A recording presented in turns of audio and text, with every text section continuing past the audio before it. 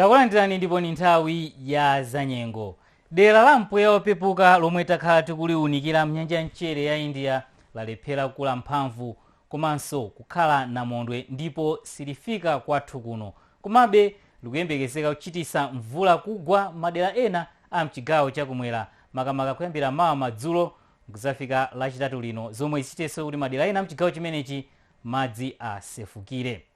Derali ndilomwe tikulona likuzungulira pali mnyanja mchere ya India ndipo likuyembekezeka kufika pa gombe la Mozambique kubeira mawa madzulo, kenako zamba kulowera kumwera cha kuzambwe pa ulendo wake obwerera mnyanja mchere ya India.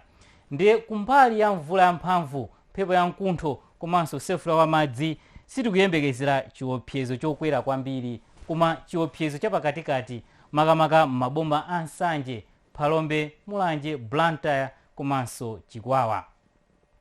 Ndiye mawa masana ndipo pomwe tikuyembekezera nyengo ya mphepo madera mchigawo chakumwera, pomwe madzulo mvula yazamba kugwa madera ena mchigawo chimenechi, koma kuyambira lolemba lino kudzafika lachitatu lino ndipo pomwe tikuyembekezera mvula ya mphamvu kudzagwa madera ena mchigawo chimenechi, zomwe zitise kuti madzi azasefukirenso. Usiku uno tikuyembekezera mvula kugwa madera ochepa makamaka madera mchigawo chakumpoto, ndipo mawa tikuyembekezeranso nyengo yopanda mvula madera ambiri a mzigawo za pakati ndi kumwera, ndipo mvula idzagwa madera ochepa mchigawo chakumpoto monga Nkhata Bay komanso Mzimba.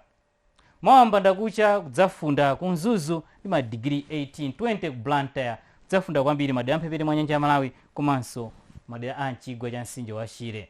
Ndiye mawa masana tikuyembekezera nyengo ya mitambo ku Nsanje ndipo mphepo idzamba kuomba madera ambiri a mchigawo cha kumwera.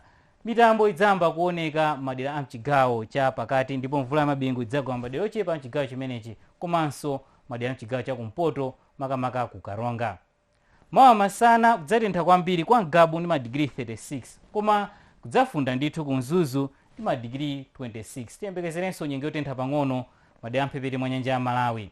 Ndiye mkuja uno ndipo pomwe tikuyembekezera mvula kudzagwa madera ochuluka kuphatikizapo madera a mchigawo cha kumwera. Madzulo ano munali ndine Alick Chibanthowa, khala nozindikira dziwani za nyengo.